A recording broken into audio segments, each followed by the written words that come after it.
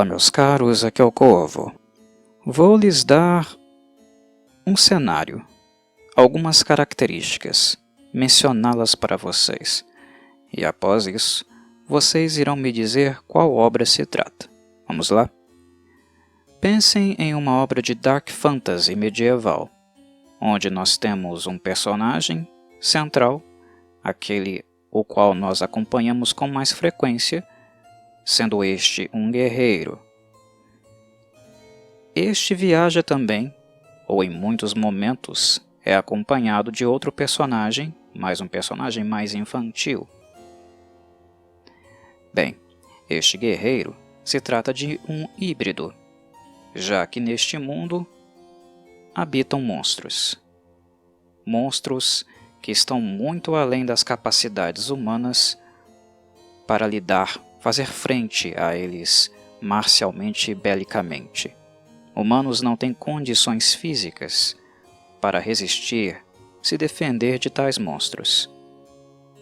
Então, existe uma organização que cria tais guerreiros, tais híbridos, misturando suas características humanas com características de uma ordem sobrenatural, para torná-los mais potentes, mais capazes de fazer frente a esses seres malignos.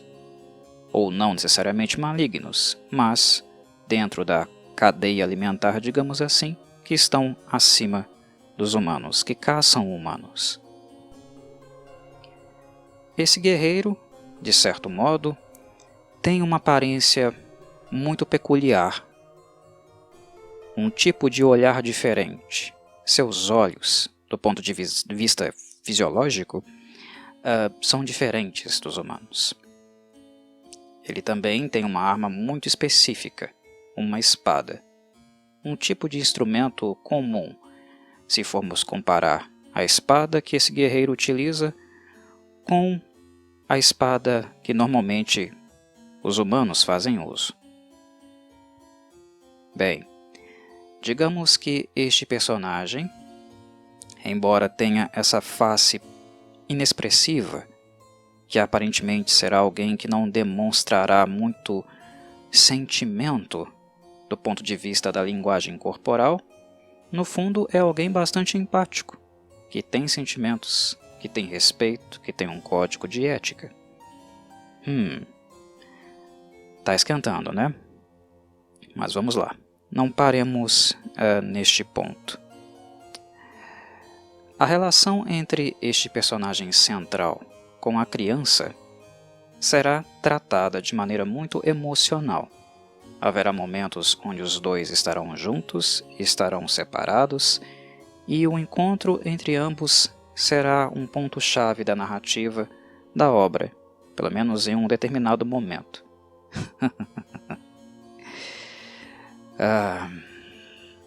De que obra eu estou falando, meus caros?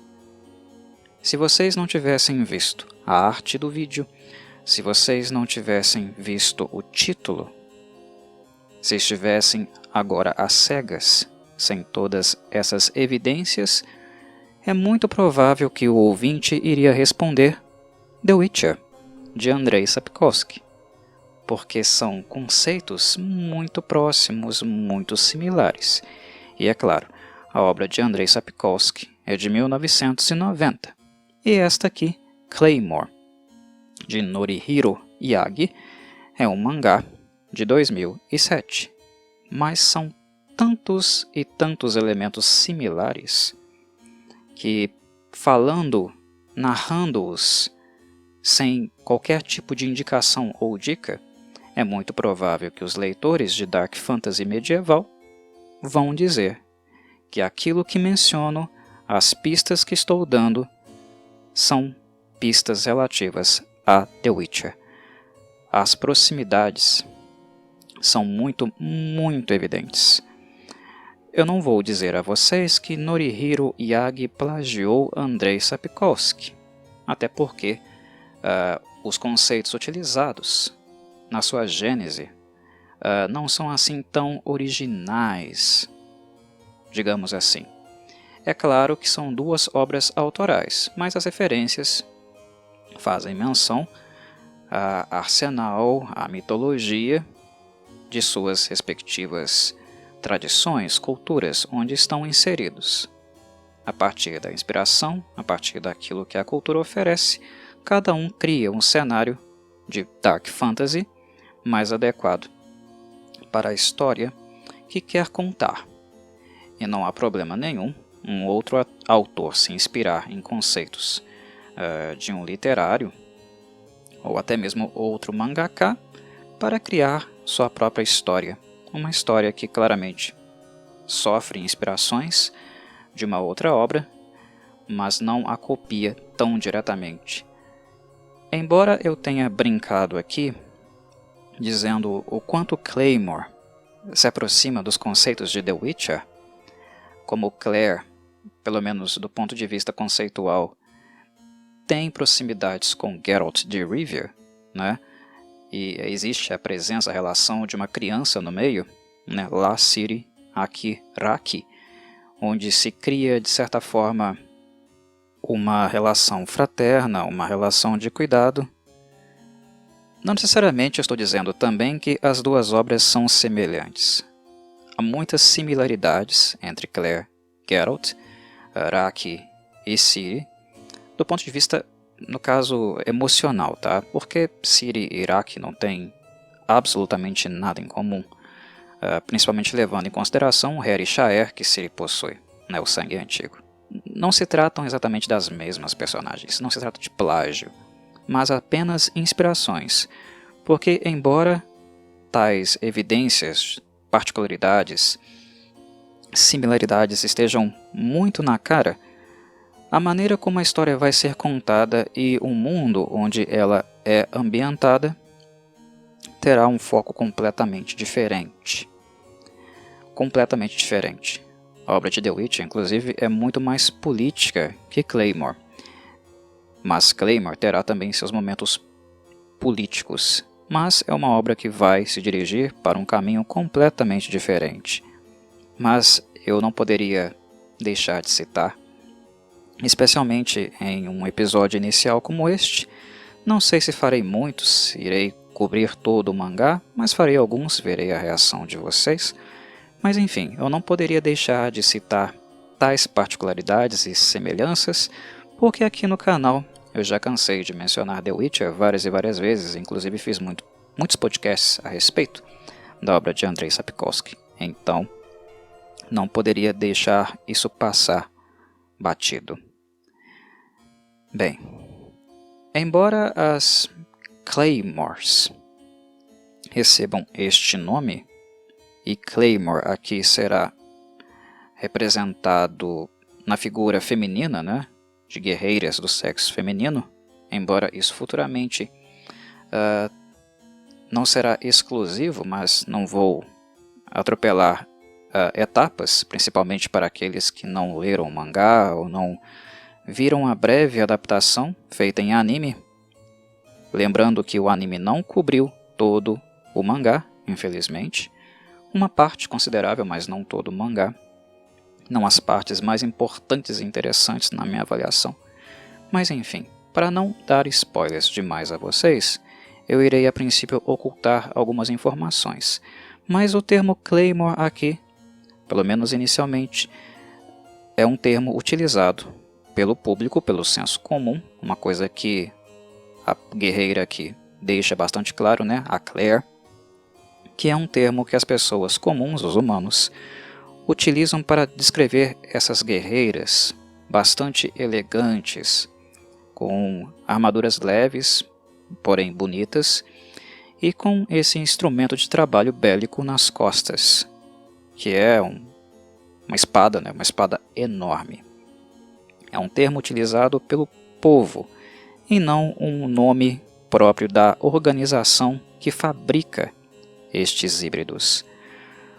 As criaturas, os monstros do mundo de Claymore são chamados, pelo menos na versão original, né, de Yoma. São monstros, embora também não sejam a única categoria que irá aparecer neste mundo, Mas, novamente, como eu disse, não vou atropelar etapas. Mas, enfim, estes híbridos são construídos de uma forma bastante brutal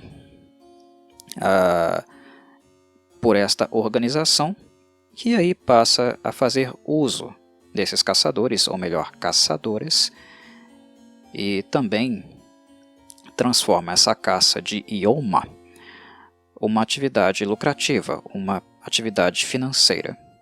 Quando as vilas humanas ou cidades estão passando aperto, essa organização misteriosa que produz claymores, essas guerreiras, é contactada e assim elas se dirigem a esses povoados que então as pagam pelo serviço. Pagam entre aspas, porque elas mesmo não recebem um centavo. Quem recebe é a organização.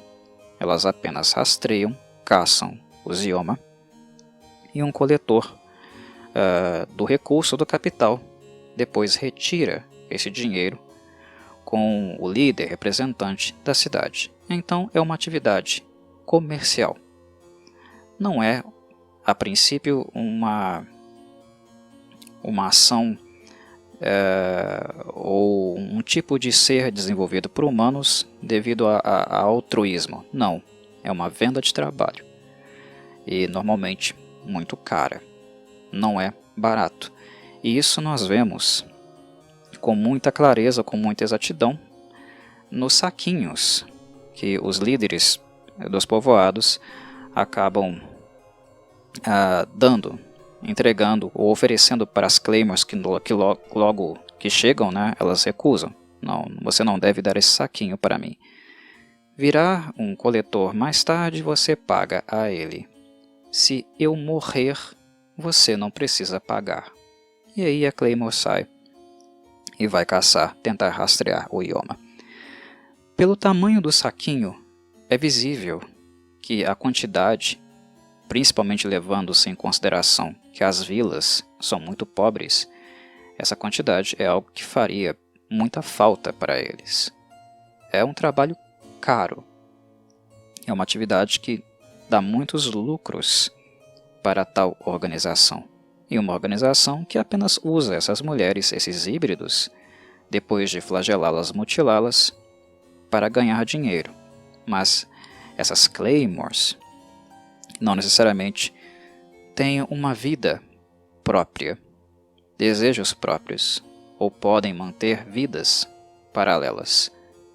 Elas não passam de instrumentos dessa organização. Elas não são muito diferentes da grande espada que carregam nas costas. Espada, gigante por sinal, que dá nome ao mangá. E o seu termo, embora não seja o termo utilizado para descrever as guerreiras, esse termo não existe e a organização não tem um nome, é um termo específico e eu acredito que bem adequado, porque Claymore nada mais é do que uma espada medieval, uma montante. É uma espada muito grande, difícil de manusear e que normalmente humanos precisam manusear com 2 mãos. É uma espada muito pesada e devido a esse peso requer mais força do que destreza, do que arte, do que classe, do que habilidade. Claymores acabam adquirindo, no caso as guerreiras, muita força devido a este hibridismo. E é isso que as ajuda a portar essa arma tão grande e fazer um uso absurdo, realmente monstruoso dela no combate com os Yomas. Claymore é um termo muito específico. Eu prefiro me referir às espadas assim, porque é um modelo clássico, tradicional e bem distinto, de um tipo de espada escocesa, de uma montante escocesa. E o termo Claymore, se fosse traduzido ao pé da língua, seria algo como espadão, Mas como ela é muito específica, o design dela é muito específica e é tradicional da Escócia, eu acho que me referir à espada como Claymore é melhor, mesmo que possa haver alguma confusão em relação ao instrumento de trabalho e o título, né, do mangá. Mas é o mesmo que ocorre, por exemplo, com a espada bastarda japonesa, a katana. Katana é um tipo de espada bastarda, mas não é exatamente uma espada bastarda só porque tem o tamanho de uma espada bastarda tradicional, né? Ela tem particularidades. Na verdade, tem o tamanho de uma espada bastarda, mas é muito mais leve. Então, alguns instrumentos bélicos, armas brancas, têm características muito únicas, onde o termo original, o termo dado pelo povo que fabricou essas armas, é bem mais assertivo, mais interessante de ser utilizado do que, por exemplo, falarmos em montante ou espada bastarda para Claymore ou para katana, por exemplo. Entendem o que quero dizer? Muito bem. Falemos um pouco então do tal do Ioma, o monstro do mundo de Claymore, o mangá. Bem, já havia mencionado que Ioma é um monstro muito agressivo, muito forte, muito físico para humanos comuns conseguirem lidar com ele. Mas não é apenas uma questão de força física, de fazer frente. Monstros temerários, né, poderiam ser contidos, por exemplo, na organização de vários elementos de uma espécie inferior para lidar com ele. Quando aparece um urso, por exemplo, em um vilarejo, e esse urso ataca as pessoas, vários humanos se juntam coletivamente para lidar com o urso. Agora, um humano sozinho certamente não iria dar conta de um urso adulto. Poderia até dar, né? Mas que seria algo muito arriscado, que a balança pende mais para o urso do que para o humano, isso é evidente. Mas os Ioma têm um agravante, que é o fato deles, ao comer os humanos, sua presa favorita, eles adoram órgãos internos. É basicamente a dieta preferida dos Ioma. Ao comer tais órgãos, eles acabam adquirindo também as características, muitas das características da vítima que comem. E eles podem usar essas características caso queiram, em situações, por exemplo, necessárias, como a dissimulação, né, o disfarce. Para um Ioma, é útil se disfarçar, porque eles são criaturas conscientes, têm inteligência, mentalmente falando, eles raciocinam como os humanos, né?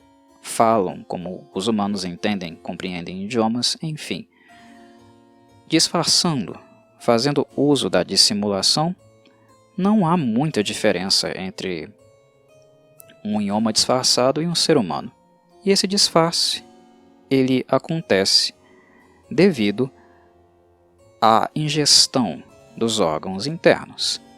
Quando um Ioma, inclusive, come o cérebro de um ser humano, é uma coisa que é apresentada aqui, neste primeiro capítulo de Claymore, ele é capaz, inclusive, de utilizar memórias da sua vítima, o que, além de tomar a forma da vítima, ele também poderá moldar o seu comportamento para que a dissimulação seja mais eficiente. E este é o problema dos Iomas, pelo menos os Iomas de classe mais baixa, porque embora para as Claymores eles não sejam adversários muito problemáticos, são para os humanos, para as Claymores não, mesmo as de baixa categoria.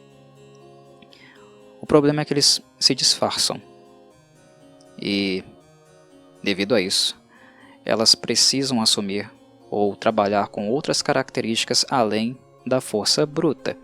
Mas é algo que também não vou trabalhar agora porque serão conceitos que vão ser apresentados no decorrer dos demais capítulos, então.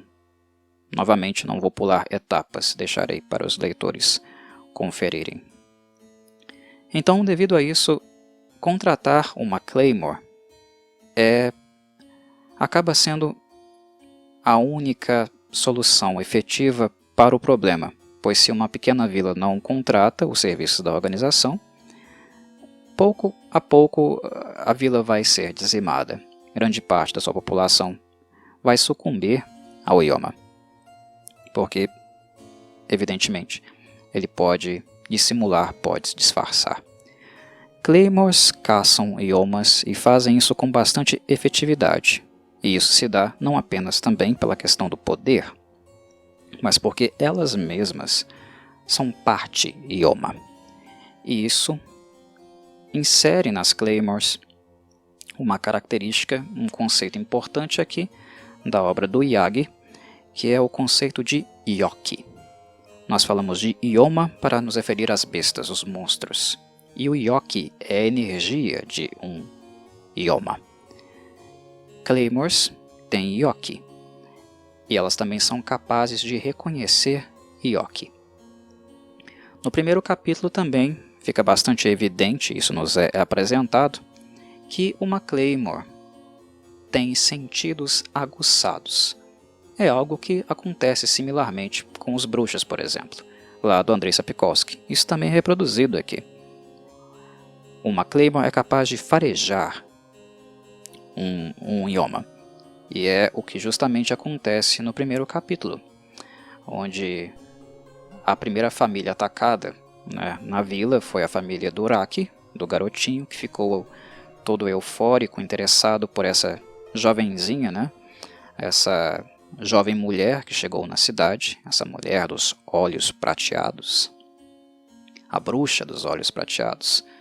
É um termo muito utilizado, recorrente, para se referir às Claymores, né? Talvez até melhor que o termo Claymore em si. Embora bruxas elas não sejam. Mas enfim. O Ioma em questão, o Ioma que matou os pais do Uraki, supostamente deixou vivo Uraki e o seu irmão mais velho. E levando-se em consideração que a criatura é capaz de se disfarçar, chega a ser até um pouco bobinho, né?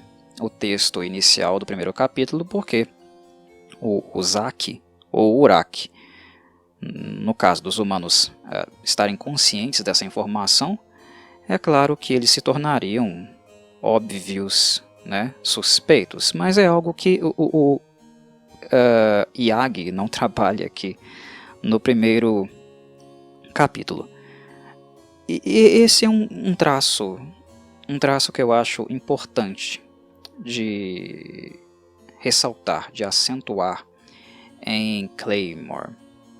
Não é um mangá que se propõe assim tão profundo e intelectualizado, mas apenas bélico. Apenas uma aventura, né? Uma história de Dark Fantasy, onde há muita ação, mas também há o trabalho, né, de sentimentos, de apegos, relações, principalmente relações que envolvem Claire, Iraqi, que é uma coisa que irá se desenvolver a partir daqui, e também apresentando histórias prévias em relação a essas mulheres, quem elas eram, suas vidas, como levaram, as motivações que fizeram com que elas se tornassem essas guerreiras, as histórias trágicas de vida que elas tiveram, onde muitas vezes os danos psicológicos acabaram por torná-las monstros por si só. São várias e várias Claymores que serão apresentadas. Claire é a principal, mas está longe de ser a central da história. Inclusive há uma Claymore que é muito próxima a ela, faz parte da sua história e da motivação para ela ter seguido esse caminho. Enfim, sempre haverá destaques para background, para histórias de vidas que de alguma forma tiveram momentos muito trágicos e que conduziram essas mulheres essas jovens para se tornarem Claymores, sofrerem a brutalização, o flagelo, né, que essa organização acabou fazendo elas se submeterem. Enfim, tem muito texto, tem muito sentimento. É uma história envolvente, mas não muito intelectualizada. E graficamente, já que estamos falando de mangá, estamos falando de ilustração, Claymore também não é uma obra lá muito refinada. Não estamos falando aqui de algo, né, no nível de um Kentaro Miura, por exemplo, de um Berserk. Em termos de traço, em termos de desenho, o Yagi é bem simplório, né, verdade seja dita. É uma das coisas que, inclusive, fez com que... acabou fazendo que Claymore, né, não fosse assim tão aclamada, embora a história seja muitíssimo interessante. O Yagi, como mangaka, não é lá tão talentoso, né? Isso eu tenho que confessar. Eu gosto bastante de Claymore. Não é o mesmo apreço que eu tenho, por exemplo, com Berserk ou Vagabond. Mas a história ainda me agrada. Gosto de histórias de Dark Fantasy na literatura e em mangás, e Claymore é uma que vale a leitura. Do meu ponto de vista, vale a leitura. Eu creio que o mangá ele acabou recebendo mais atenção devido ao excelente, ótimo anime que foi produzido, né, lá no Japão, e que pegou aí alguns arcos iniciais, mas talvez sem aquele anime, a qualidade dele, inclusive a qualidade gráfica do anime é melhor que o desenho do Yagi, percebem? Talvez sem o anime, Claymore não seria tão conhecido assim. Mas por ser uma história bastante emotiva, embora não muito refinada, vale a pena a leitura, principalmente para aqueles que gostam desse tipo de cenário e, de certo modo, né, como eu iniciei a minha fala aqui, pessoas que têm apreço por conceitos muito comuns em obras sapkowskianas, lá em The Witcher, né? Embora não sejam muito relevantes essas similaridades do ponto de vista textual e para onde a obra irá ser dirigida. Mas enfim, é uma obra que vale a pena. O Yagi tem lá seus momentos, ok? Não quer dizer que ele não tenha capacidade de ilustrar adequadamente as criaturas que ele se propõe a ilustrar. Ele terá seus momentos e, como todo mangaka, depois de um certo tempo, de alguns capítulos e volumes, ele encontra o tom, ele encontra o ponto adequado, né, o modo mais ideal de ilustrar a seus personagens e criaturas. Isso é normal, esse processo, esse contínuo, né, de desenvolvimento de um mangaka durante o seu trabalho. É algo esperado, mas comparado a outros autores ele é bem simplório. Isso é verdade e não tem como negar. Mas, pelo ponto de vista bélico, pela forma como ele estrutura seus arcos, desenvolve-os, e o clima de Dark Fantasy contido, que é bem macabro, é bem trágico, né? Há cenas muito gráficas, isso o primeiro capítulo já deixa muito claro, na forma como Claire encontra o Ioma, as coisas que o Ioma diz para a criança, a monstruosidade da sua fala, como a guerreira destroça o Ioma na frente da criança, o impacto da cena, o que ela causa, isso já são indicadores de que Claymore é uma obra obscura, uma obra, né, de horror e não apenas de fantasia. É definitivamente uma Dark Fantasy. E Dark Fantasies japonesas, quase todas elas valem muito a pena. Há níveis, há diferenças, mas quase todas elas costumam valer muito a pena. Então, para aqueles que porventura assistiram Claymore, sim, eu recomendo fortemente a leitura, principalmente porque o anime não pega toda a trajetória de Claire, Iraqi, mas também para perceber algumas nuances que, claro, acabam não aparecendo na obra animada. porque ela, como é esperado, ela tem a tendência de se abreviar, de não tocar em pontos específicos da trama ou então do personagem, porque o dinheiro, né, o investimento que é feito não daria para abarcar tudo. Enfim, anime é sempre uma obra abreviada. Então, Claymore, meus caros, eu creio que para um episódio inaugural, tenho intenção de fazer mais alguns, como eu disse, já está bom. Se vocês gostarem, acharem uma boa ideia, uma continuidade, eu irei continuar a publicar episódios novos sobre este mangá em questão. Um abraço a todos e saudações corvídeas.